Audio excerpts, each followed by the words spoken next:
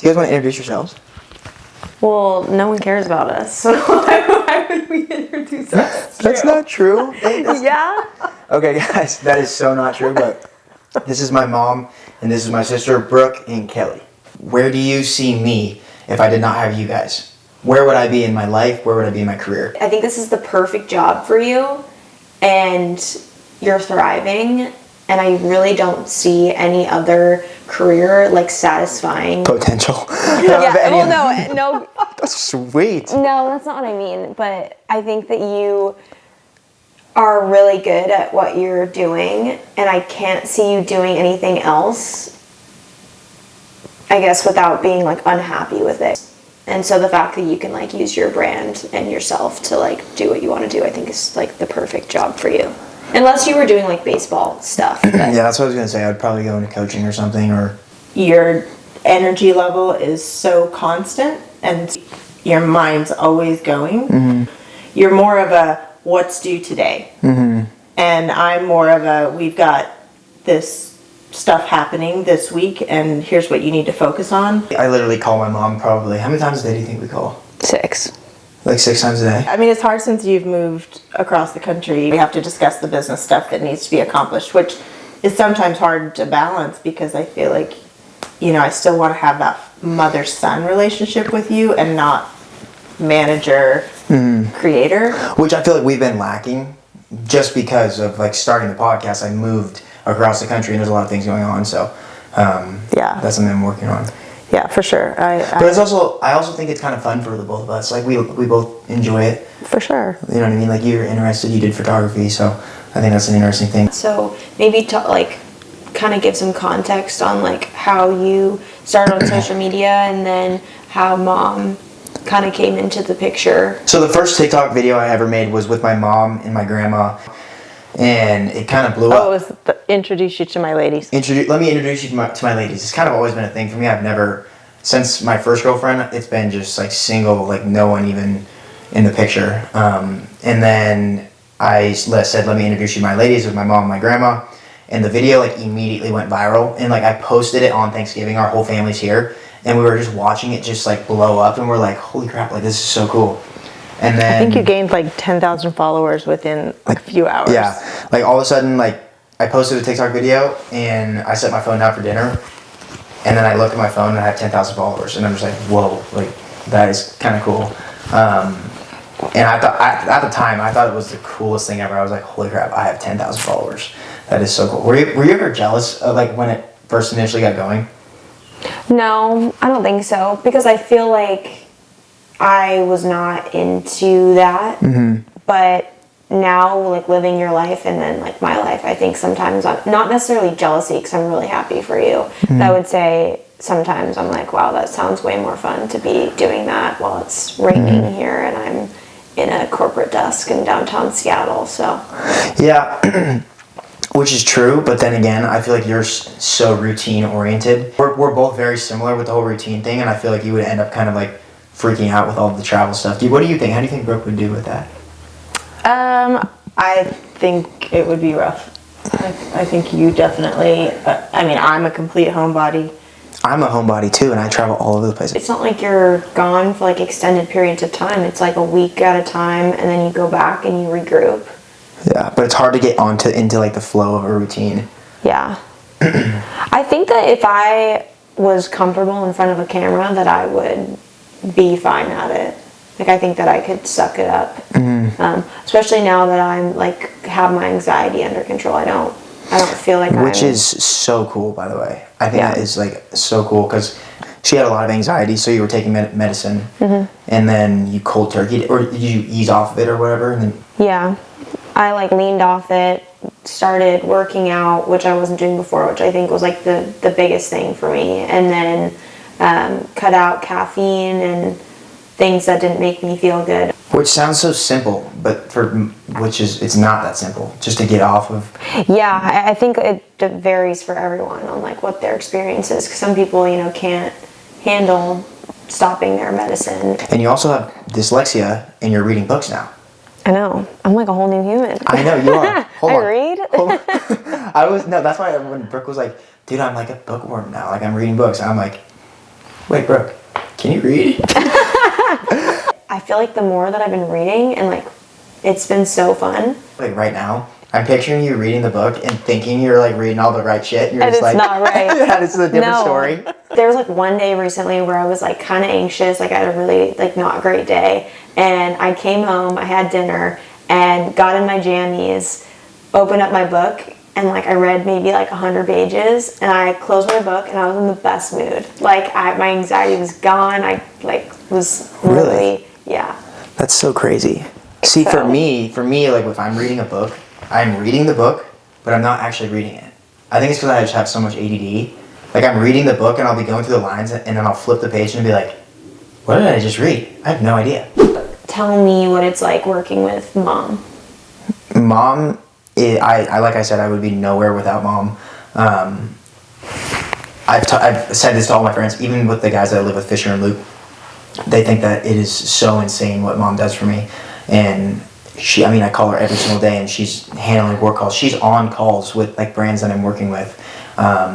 And she, like, I don't even know how to put it into words besides the fact that I would not be anywhere close to where I am without mom.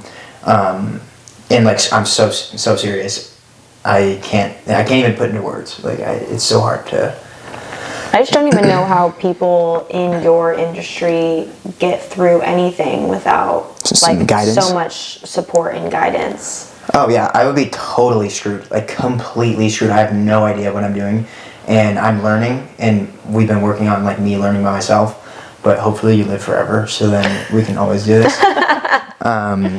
Well, I think for me, it's, that initially I started out just kind of helping a little bit, and then I started to realize what a full-time Commitment. job and commitment it is to support you. Everything from reading through, 40-page contracts that come in that, well, like you said, you read a Can't page read and then them. you're like, Yeah, what did I be just like, read? Yep, sounds good. Like, And it, and it's legal terms and all that stuff, and making sure that that part of the legal side of things is buttoned up, and insurance and that's where it is now. But let's run it back to like where the very beginning was. Me and my mom had no idea what we were doing. I had just been posting on social media. She had been helping me out. My sister had been helping me out. But we still had no idea what we were doing. And eventually, like, we started to get some traction where we would get these sound promotions. That was kind of our first thing that we were like, oh my gosh, like, we can make money off of this. And I think I got a sound promotion for like $60 or something like that. And we made the best video. Like, we put so much time into it, and we were like, do we think that's good? Like, do you think they're gonna be okay with us? And it was just so funny, and we put the paid partnership logo on it, and we were like, this is the coolest thing ever. We made $60 off of this and put 5 hours into it. I remember too when you were at University of Washington and the first contract came through. We had to go through the compliance department, and I was like so nervous because I was handling everything for you and just wanting to make sure that it was done right and that I didn't screw up anything for you baseball wise. And What were you gonna screw up? I was sitting on the bench anyways. well, so let's talk about that for a second. One of the things that I am most proud of about you is the way that you took a path that you thought was baseball. Once you realized that, okay, this is not my path, you took and spun a really unfortunate situation into a career. And I'm so proud of you for being able to pivot and find the good in a situation that was not ideal. Yeah. But then also, what you took from that time during your baseball was an incredible work ethic, which spins into what you're doing right now. That's something that I'm just incredibly proud of for you. I appreciate that. Yeah. Yeah, because that was a really tough time. I was sad, and there was nothing more that I wanted than to be like that guy on the baseball field, and it just never worked out. And I kind of just like recognized that I just started to not get opportunities. But the part that ate me up the most is that like I knew that I could do it, and I knew that I was very talented. I just never got like consistent opportunities. Not something that eats me up, is like I never have to do that, but you know, you can't. But to do that, you would have had to go do more school. Yeah, and I couldn't do school. Speaking of school, what do you guys think about me in school? Thank God for Chegg. Yeah, Chegg. Yeah, Chegg and the. Let's go back to my senior year. Chegg. My senior year of college, it was all hands on deck because we were kind of getting the flow of this social media thing, and I was like, I want to try and do this as a full-time career, but I can't do it with school. So I kid you not, it was all hands on deck. Me, my mom, and my sister were basically taking all of my classes. No. Let's be honest here. This is all honesty. I called Mom and I was like, Mom, I am so done with this. I'm gonna throw my laptop out of the hotel room. Do you remember that? Yeah, and you're like, I don't even care about college. I don't even care if I graduate. And you were. It was literally your last semester. It was my last semester, and I'm like, Mom, I'm gonna throw the laptop out of the room. I have no idea what's going on, and I couldn't care less. I do not care, and I was just like, I need help. I need you to help me out here because I know that you're gonna freak out if I don't graduate. So, shoot, that's when it kind of became all hands on deck. And I told my mom that I was like, Mom, I'm going to make this a full-time career. I just need you to trust me. I'm going to put a ton of time into my social media, and I'm going to try and really give this thing a go. I just need you to help me with school so I can graduate and I don't have to come back here. And she was like, okay, well, we can try our best. And she was helping me out, and then it kind of, I don't know, with all the traveling and baseball and social media and trying to keep up, it was really a blessing to have my mom helping me and my sister as well. I don't feel like I did all that much for you school-wise, but I do think, like, looking back on it, it's pretty funny, like, how obviously college, like, graduating school is important to some people, but it's really, honestly, like, the connections that you make in school, it's learning how to be on your own, all of these different things, which honestly, I don't even feel like you learn those skills until you moved to Nashville, because you'd come home, Mom would make you dinner, she'd do your laundry, we'd help you with your content. Grandma did his laundry. Grandma did your laundry. This is such a bad look on me, but whatever. But no, but now you're a big boy now. A 23-year-old but child. now you're adulting, and it's cute. It's good. Thanks. Yeah, so I was on the dean's list my senior year. That was awesome.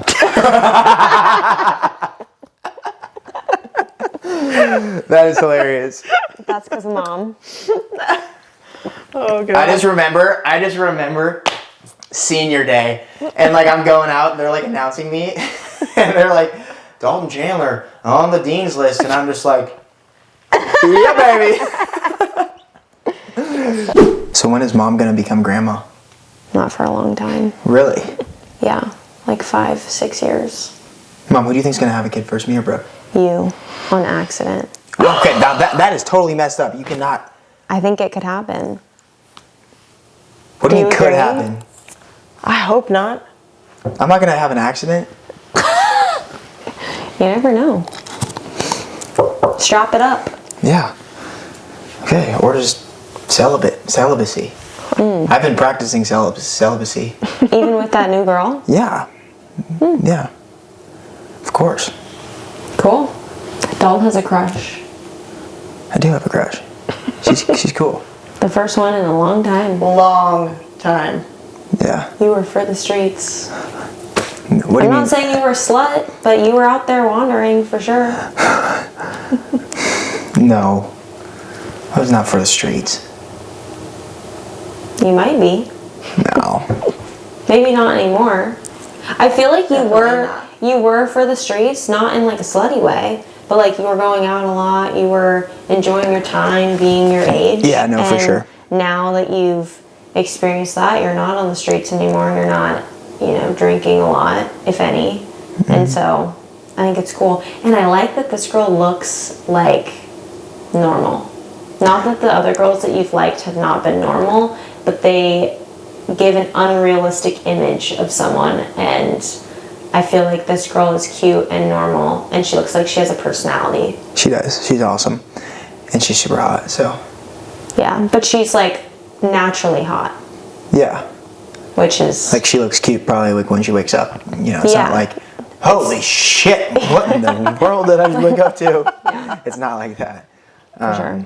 But but yeah, she's a really good girl. I really like her, and See where it goes. Yeah, I don't have much else to say besides just see where it goes. Like it's just we're at a point in my life right now where it's super. I'm all over the place, and it's like I'm constantly working, constantly traveling, making content, trying to keep up with the podcast.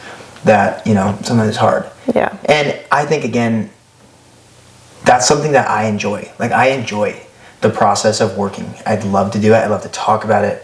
I'm, like you guys, I'm probably like a little obsessive over it, just because it's so interesting to me, and I love to be able to get a message out to people, and I love to, see the responses that I'm getting, and that's fun for me. Sometimes the balance I have is no balance. lacking in your life, and so that's as a mom, that's something that I worry about, is just making sure that you have enough, like, that you can unplug and have downtime, where not that you're like on your phone all the time, because I think that that's not necessarily it, but it's your mind is like constantly going and constantly thinking about what you're doing and trying to find that balance of relaxing time and actually being able to relax.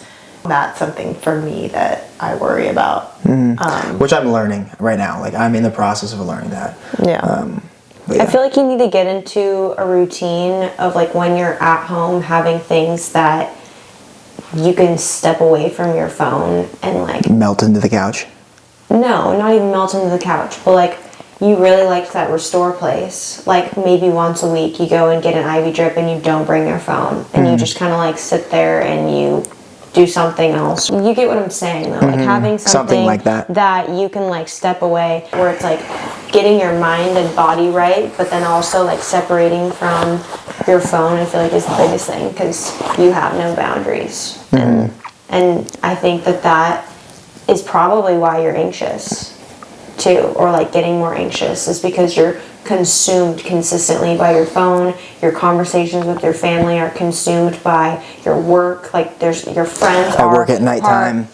Yeah, like there's no separation between work and life. But then it's also interesting too, because someone could look at your life and be like, your job is like to do that, and like that's so fun, and like your life is so great. But then I've always been that person where I'm like, oh wow, like Dalton's working, But then for me, I go and I work from, 8 to 4 or 9 to 5, and I come home and I shut my laptop and I get to do whatever I want, and I don't have to think twice, And my screen time is down to like 2 hours because I'm reading. That's good. Yeah, that's definitely a big worry of mine with like relationships, and if I were to start talking to a girl, that's definitely a worry for sure. Is like, okay, well, when does my work end? When is it like me and if I have a girlfriend, when is it like me and her time? You know what I mean? Especially if she's in the industry too. If she's in the industry, like having someone like that does social media too definitely makes it a lot easier. Because they understand. Yeah, because they understand like how it works, and like the work that you have to put in and the time, and it's weird hours, and you're kind of just always working. If you're doing it right. So it's just gonna have to be. I'm just gonna have to set boundaries for myself and be like okay with not working. You know what I mean? That's something that I'm not good at, is like not being okay with not working. Because if I'm sitting there, I just feel like a bum. I think it's like doing things too outside of the house, like golfing or whatever, but like not taking your phone and like trying your best to like not film content, or like having one day that you just like don't do stuff. All right, we're gonna go on to a new segment here. We're gonna be telling my mom stories that she doesn't know about me and Brooke. I don't feel like there's anything that mom doesn't know about me. Well, you can make it up. No, like I can't even think of anything. Like, I'm pretty vanilla. Well, actually, okay, I do have one thing. So in high school, we'd always go to like Allison's, and mom, like my curfew was like what, 10:30 I think, which Dalton's curfew was non-existent. That's not true. That's not true. That's You not had to- true. Theirs was 12. No, my senior year I had no curfew. Yeah, and mine was 10:30 my senior year. That's not true. It was 11. Allison would always have parties, and I wanted to stay out past at this point it was like 10:30 was my curfew. Then it got to 11, 30 minutes, big whoop. And I would be like, oh mom, like I'm gonna sleep over at Allison's. But like I really didn't like sleeping at other people's houses because it was so uncomfortable. And so I would call mom at like 3 or 4 in the morning. I'd be like, hey, can you come pick me up? I just don't really want to sleep here. And she'd be like, oh yeah, sure, honey, I'll come pick you up. And so I'd always get picked up and I'd be super That drunk. is so smart. I know. That is so smart. It was funny because Tim Oh my and gosh, yeah, I'm gonna sleep over, mom. And then I'm you not got no gonna- curfew. Yeah, it was awesome. Genius. So, and the reason that this came up recently is because Tim and I were talking about like kids and like parenting and stuff. And I was like, okay, if your kid called you, like I basically explained what I just explained to you guys. I was like, if your kid called you saying they wanted to come home, would you pick them up? He was like, fuck no. Like they can suck it up. Like I'm not getting up at 3 or 4. And I'm like, I have to because my mom did it for me. Mom was a queen. Mom really did that. Like, Yeah. literally anytime you were like, Mom, I need to be picked up right now. Mom was like, Yeah. I'm there. Yeah. Do you remember when mom would kick us out of the car? No. Or not really? There would be like multiple times. I think there was 3 different situations. One was me and Tatum, and then there was 2 with you, I think, or maybe it was just 1 with you.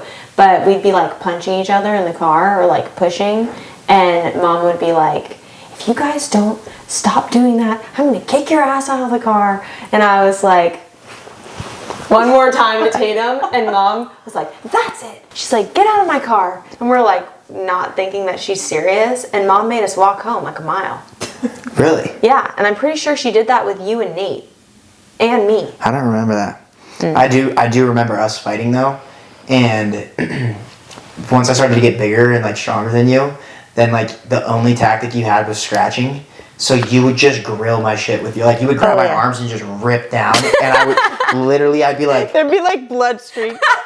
and then I would just pin you down and start tapping on your chest, and just like, oh my gosh, we used to wrestle, and then I became way stronger and bigger, and Yeah, you're such a little asshole. I was not. You were the biatch. 100%. Mom, back me up. Brooke was more. Here we go. No, Mom, you know that Brooke was way more of a turd than me. Yes, 100%, dude. Do you think I was more of a turd? Tell the truth, Mom. You can't be soft. Yeah, you have to sell it. If You were the biggest girl turd and you were the biggest boy turd. No, that's not a good answer, Mom. You have to give them the real answer. No, When Brooke was, now we're at a different point. Back then, dude, since birth it was like that, dude. You came out screaming and crying, and I came out just looking at everything. Back me up, Mom. You were an incredible baby. Never. Remember the golf club She thing? cried. Okay, wait. She cried. You were definitely a crier. Yeah. And you wore a diaper until you were like 5. And I was potty trained off the At rip. 16 months, you were going to the bathroom on the potty. Both. He has a wiener. It's different. How is that different? What do you mean? You can just whip it out and pee anywhere. Dude, it's a brain thing. You just Dude, didn't know if how I to could go wear to a the diaper you would right just now, go, I would. Bro, I could still go to the bathroom in my pants right now, and you could too. That has nothing to do with But it. like, okay. When we're babies, you pee when you're sitting in the car. What's the difference? Do you remember when we were like fetuses? Like I don't remember, maybe 5, and Dad got those. Or no, they got the new fridge, and or maybe Dad got new golf clubs, and I was like swinging the golf club around, and I dinged the fridge, and I blamed it on you, and Mom like sent you to a timeout. I don't remember that, but yeah. It was awesome. And then Mom sent you to a timeout, and then I think that you caught me like sneakily saying, I think I felt bad. You felt bad, and that night you were like, Mom. Yeah. Dalton. I had a really hard time lying. I don't think I ever lied other than that. I want to give a huge shout out to Buckle. They flew me home to see my mom for Mother's Day, and they also had us in the store this morning. We got to pick out outfits, and now we are going to be going to dinner. I love you guys and appreciate you guys for watching. Huge shout out to Buckle. Again, you guys are awesome. Thank you. Yeah. Thanks, Buckle. See you guys next week.